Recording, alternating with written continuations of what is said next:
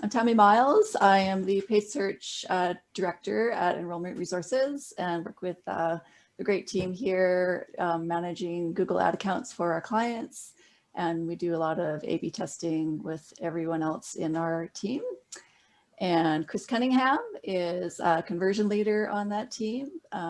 Chris, you want to kind of explain what that means a little bit, what you do? Yeah, conversion leader. I try to get the most conversions for the least amount of money. That's pretty much my job. So I work pretty closely hand in hand with a lot of clients, and I'm in the daily grind of the of all the ad accounts here. So awesome. Good. Well, so yeah, we're going to cover a few topics that we feel are important going into 2021 and get through those, and then hope to have some time at the end to do a little Q&A, and Alex will be moderating our chat with that. So if questions come up as we're working through, just put something in the chat and we'll keep track of things and then circle back towards the end. Yeah. Hi, Alex. Great. So I'm on mute. Sorry. Hello. He's our developer. He's always the guy in the background doing all the smart work here. So that's right. Exactly. So we'll get into presentation mode. Yeah. You see my screen okay? I got it up on mine. Okay, great. Great. So 5 topics that we're going to discuss. One is search term transparency. It's the new Google update in Google Ads. Second topic is Google ranking update that is coming in 2021. Predictive Analytics, which is some new features that Google Analytics is offering, as well as some layers that are happening, tools in Google Ads. Data visualization, and internet privacy. So we'll get into the search term transparency. So some of you may be aware of this, some may not. So we'll just do a brief overview of what that is. In September, Google cited privacy issues, and they said that they had to restrict some of the search term reports that are available in Google Ads. Fred Valles had created a script to sort of track what the impact of that has been since that update went into place. And so on this graph, you see prior to the update is, is roughly ranging the percentage of search terms that we normally didn't have visibility for. And then once the update happened, there was quite a big spike. And this has been a conversation on multiple threads for a lot of the professionals in the industry. We see maybe 20 to 35%, it sort of varies, some industries are 50%. So it's a big deal. It's huge. Yeah. Yeah. And maybe Chris, you can kind of get into why. Yeah, totally. So, working day to day on all the accounts and everything, this is really key information that we use to make smart decisions and, define what we want to spend our money on for the budgets and make sure that we're, compliant and we're not bidding on anything that we don't want to be. So, Google does have a pretty bad habit of removing key information, especially lately, because they're trying to move everything to more automation and more of a trust us kind of notion, I feel like. I don't want to be a cynic, but Google does have a big black box issue right now. Some of the things that I noticed with search terms and all that is that, especially when you're trying to get a campaign off the ground, you really, really need that data to find out where you're going to start putting your money. So in an industry like ours, I don't know if you guys are all in the same industry or not, but most likely, $20 clicks is not a crazy out of this world thing. So if we're not getting data on, anything under maybe a couple clicks, that's a lot of money wasted, and it can lead to a huge amount of wasted spend. So, and no data to really make decisions on, right? So as Tammy was saying, we have like 25 to 30% decrease in search term transparency. So this means that we're going to be spending a lot more money to try to get data in and just kind of wasting budget, right? We're giving Google money to make sure that they're doing the right things with it. And I think that's one of the very problematic things. Yeah, so we've been doing a lot of talking about, how can we hedge against sort of this change? And so we had some tips here. I don't know if I can get on your screen. Yep. some things that we can talk about. So, maybe Chris, you can talk a little bit about the dynamic search ads and dynamic extensions. Generally, we don't recommend this as a practice, and probably anybody who spends any time on Google Ads might experiment with this feature, but Google likes to push it a lot with the reps. Yeah, so you want to talk a little bit about what that... So, anything dynamic has kind of a blight in my mind when it comes to Google. Dynamic pretty much means you let Google control everything about it. So when it comes to dynamic search ads and dynamic extensions, you're just trusting Google to scan your website and create the right ads, bring it to the right extensions, and do all these things. So we want to kind of avoid that right now, especially with lack of search term visibility. So I think that's a good start. The second down the list is updating your negative keyword list. This is always important, but more so important now if you can take historical data and import it into new campaigns that you're starting, because you're not going to get that data right off the ground. You can't hit the ground running with a lot of these campaigns in the search term visibility now. Same with your broad keyword traffic. When I'm doing campaigns and I'm using broad keywords, I really watch these for probably about 3 weeks to a month, and I'm in it updating these negative keywords to try to control or train where these broad keyword traffic can go. Yeah, Tammy, did you have anything on those subjects there before I move on? No, I think you're doing great. Yeah. Okay. Yeah. Broad keyword traffic and all that, and all these trends, if you're not seeing the data come in, then it's going to be really problematic. And this flows into a lot of other issues that we're going to cover as well when it comes down to like compliance, and it comes down to other keywords that you might not want to use, like say jobs, or somebody that are searching for job related things, like they're going to Indeed or ZipRecruiter or all these things. You want to be able to negative these. So creating a negative list is going to be really good for you. Yeah. And then just a recommendation, if you do have any historical data and you've been running Google Ads for any period of time, what we've done for most of our clients is all data, all time, export all your search keyword data, and with all the metrics that you have, so that you have that repository there that should you need it. Given that if it's going to disappear, you might as well grab it while you can. Yeah, pretty much, right? Snag what you can.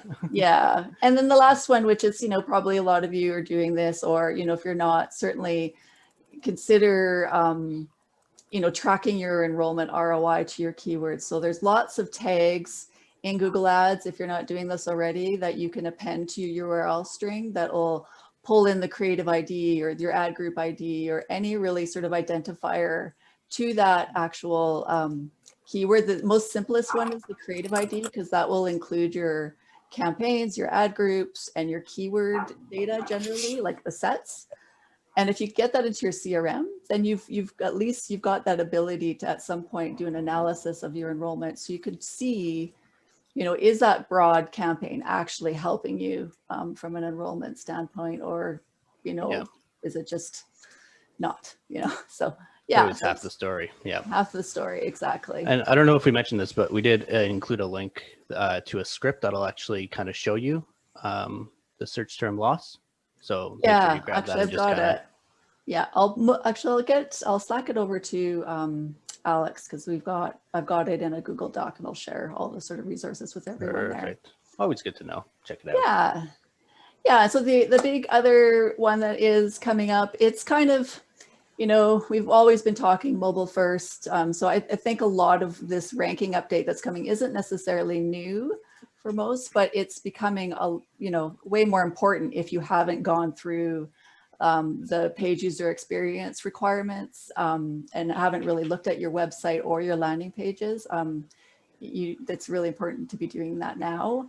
The big sort of interesting thing, which was coming, is that in March of 2021, the Google bots that determine your ranking on your organic website will only look at mobile devices. It's not even going to qualify a tablet or desktop at all in the ranking algorithms. So you want to make sure your mobile is, fast, and there's a lot of various sort of recommendations in the Google Search Console on your website, if you've got a developer that you could work with, Can you get the dog?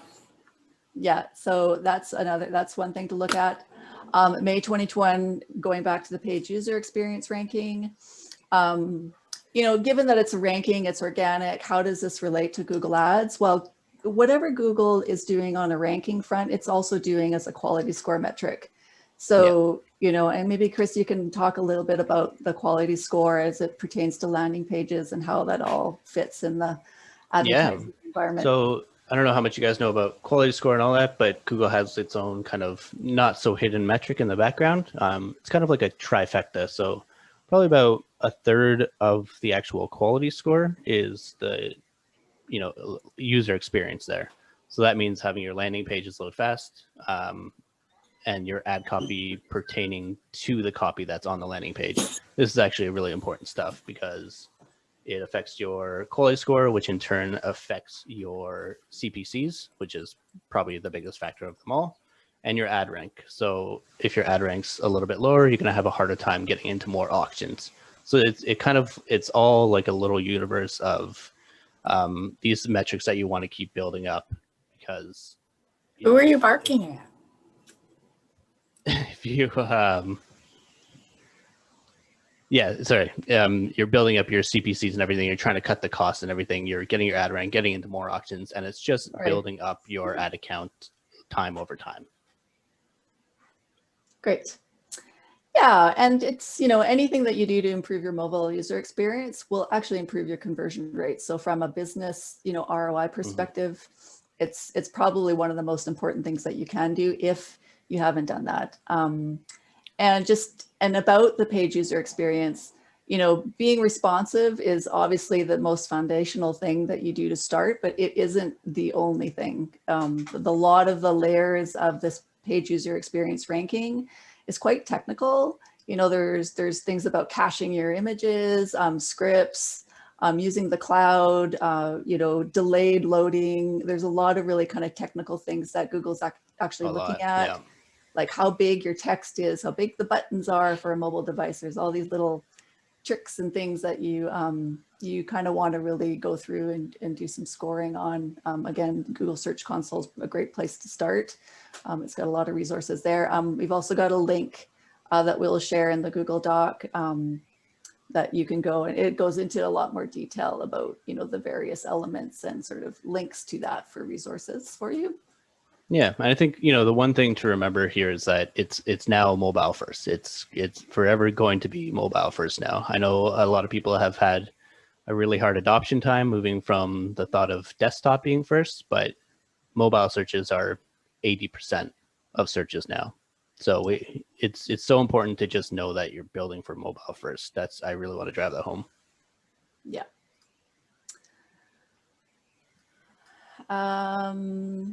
Great. So next one is predictive analytics. I'm personally interested and quite excited about this new option.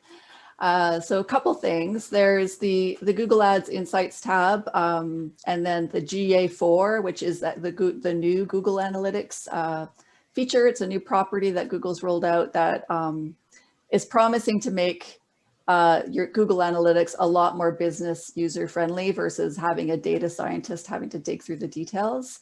Yeah. But Chris, could you just give us a little overview of the Google Ads Insights tab and kind of, what you think will be beneficial for people using that? Yeah. So once again, I think Google is kind of creating its own little universe again for these kind of items. This might actually play into why the search terms are, part of the solution to search terms being taken away. But the Google Ads Insight tab, this is beta. I don't even know if it's across all accounts yet, but I've seen it pop up here and there. So basically what they're doing, if you're seeing on the screen here, is that they're starting to show you trends. So trends you can find from trends.google.com right now.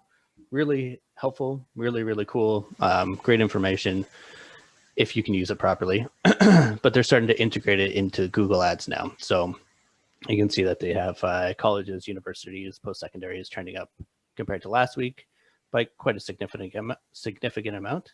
So these might be keywords or campaigns that you might want to get on. What they're also doing is starting to amalgamate it with the recommendations tab. So if you guys are in the Google ad accounts, you've definitely seen the recommendations tab, and you've definitely seen the new Opti score that they have going on.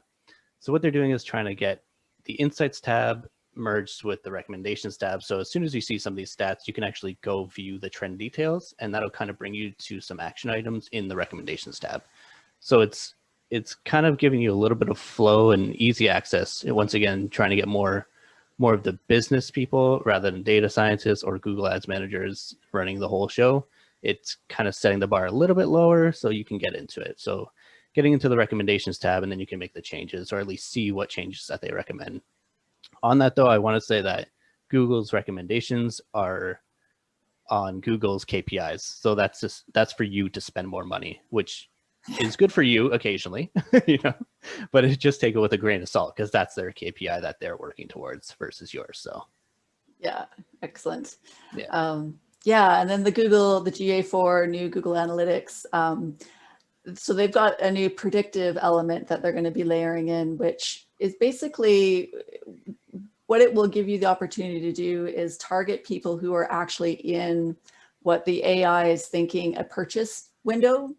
So based on their user behavior, and also based on perhaps your own Google Analytics conversion tracking data, it knows all of those signals. It knows, frequency of visits and to conversion, that type thing. So you can actually target these people before they're actually at that point of inquiry. This is exciting, by the way. Yeah, it's brand new. It's an audience within the GA4 that you can link up to your Google Ad account. You use that in your remarketing, whether it's discovery or display, whatever sort of network, or YouTube for that matter. The other piece is the 7-day churn. These are presets, so it's not. I'm not quite sure if we'd be able to adjust the sort of window of length quite yet, but the 7-day churn basically is like someone's maybe going to be considering someone else, another competitor. There's based on their behavior, they're not as frequent and they're less likely to sort of return. So it's an opportunity for you to oh, okay, well, maybe we should target these people. Maybe we're not being in front of them enough, or there's something that, we're not top of mind for them. Yeah, so you can be really aggressive in your remarketing for these kind of lists, right? Yeah, they're way more focused and lasered. Most remarketing lists are based on audiences or past visits or time duration, but never before had we had a list where they're saying, actually, these people are ready, or these people are maybe deciding on a different competitor, so it's quite interesting. And I imagine with the GA4, they're promising a lot of various new insights on that front. So it's pretty exciting.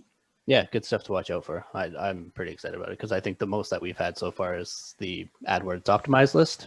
That's I think there was a smart list too, but you had to build that in Google Analytics to actually get access to it in Google Ads. So this is creating some really awesome lists. So I'm excited for it.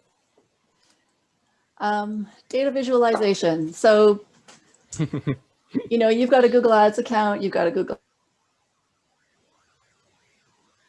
Nope. I think we lost Tammy. Uh-oh. Uh-oh. Okay, well, I'll carry on until she finds her way back. She's just done with the conference now. It's yeah.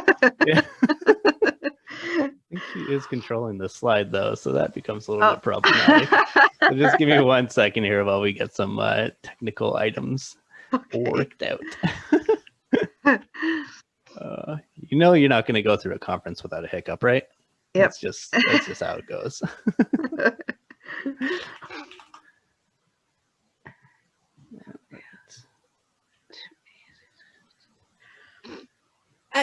Just while Tammy's not there, speaking of technical issues, Chris, on the chat, it looks like I'm still seeing the chat from the big waiting room. And if I go to, 2, then I can just see you, Alex, Sasha. Oh, and Tammy's gone before I could see Tammy. So she's Okay. I offline, think they, which I guess we lost. noticed when her screen went away.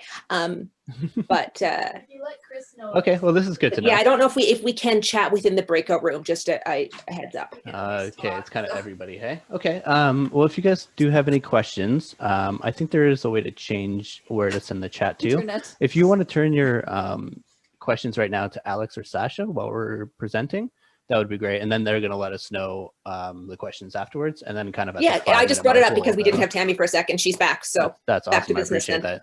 Thanks. Thank you. Yeah, sorry about that. It seemed my internet seems to kick in and out for some reason. So, Awesome. Are you at the office right yeah, now? I am at the office. Yeah. Okay. Yeah. Just before I jump back in, I'm going to share that resource with everybody Mhm. so that you've got that there.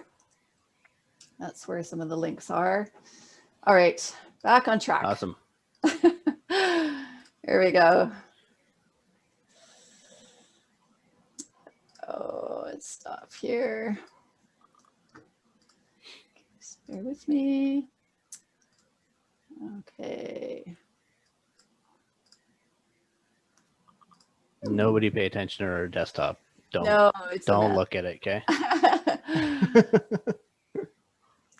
It's not the prettiest. So, so this is a Data Studio template that Chris built out for his client. So I'm gonna let Chris take it away and talk about it. And I don't know, Chris, if you wanted to even share and present and go through the live version, you're welcome to do that. Entirely up to you. I Right. think you can share as well, right? Yeah. Let me see here.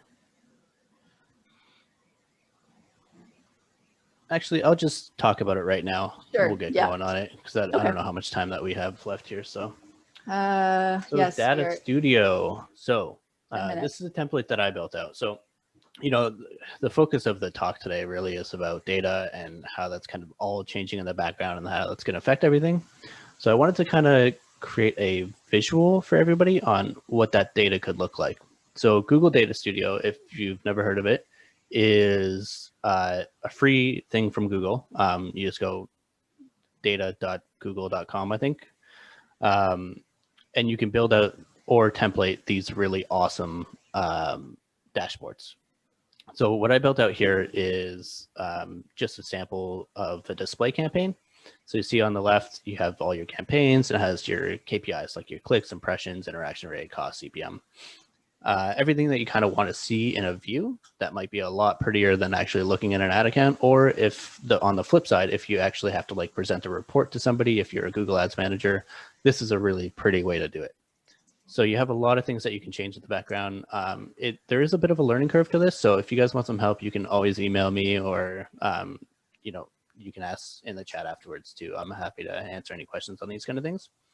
So all this is editable. And one of the great things is that it pulls data directly from Data Studio or Google Analytics. So if you see in the top right, there's the default data section.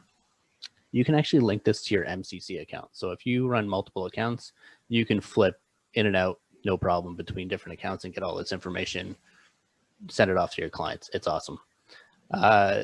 I've built out a few other pages on here as well. There's one for split data, and there's a couple other ones as well. But the main thing that we're looking at here is that you can showcase a lot of audiences. So you can see what's trending. You can see a lot of your demographic information at a certain glance. So your males, females, you know, even the mobile devices with full browsers down there, you see that's a pretty huge percentage. And then on the bottom, another kind of like month over month or even year over year, if you want to build that out. It's just, I find Google Data Studio a really awesome way to present my information. And this is just something I built out, and they also have a lot of templates as well. So depending on, you know, the industry or the information that you need to present, there's tons on there. Awesome. Oh, great. Yeah, I'll update the access to that Google Doc so it's for everyone. My bad. Last item, and we want to make some time for questions here, so we won't spend a ton of time on it, but we just something to be on your radar, you know, if you've heard about it or not. So lots of conversations about personal data privacy, and you know, Apple's definitely gotten people on their toes with their Sephora RTP. restrictions on, cookie data only being allowed for like 1 day to 7 days, depending if you're a third party. So, we had to do lots of shifts a few years back with, migrating away from Google Ads to Google Analytics so that it's deemed first party. The question though is that there's still, we don't know what the future of cookie tracking is. There seems to be other, programmatic advertisers obviously use this quite heavily. And given that they are deemed third party, they're having to sort of, retrack and figure out a different way to do it. Browser blueprinting is one technology out there, except it requires a ton of resources and AI to run. And, the accuracy behind that is unknown at this point. So as I know, at least right now, if you've got Google Analytics or Google Ads, I don't feel like there's a ton of impact currently, but, it's just something to keep in mind if you see your data seems a little wonky, especially new visits. If you've got a real spike in new visits, that could be some of this at play. It's just that, it makes sense. There's been a ton of abuse with this whole data attribution and following people right down to like, credit applications and unemployment. And so, and delivering ads, that type of thing. So this is really where this is stemming from. And, there's the whole, opt-in, in the UK, and which is going to probably come here at some point. And California's got their own privacy laws too. So yeah, there's some evolution happening on how to really track the user journey.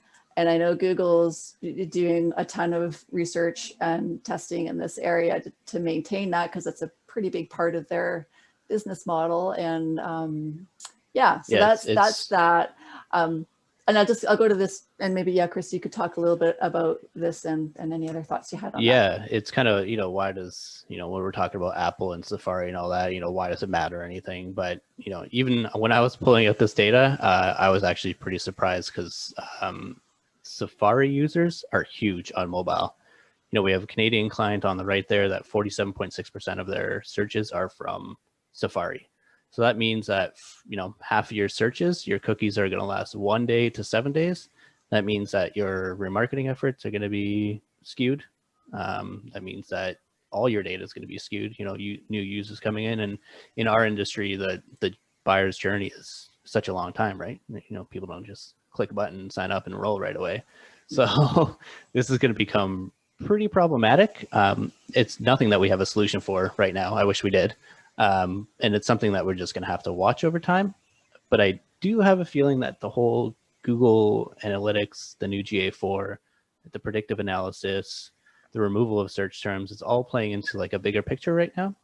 So hopefully down the road, we'll start to get some answers on that. But as of right now, this is the issue at hand, is that Safari users are huge and we're losing data with them. Yeah. Great. I think we only have a few minutes left if there's some questions and all that too.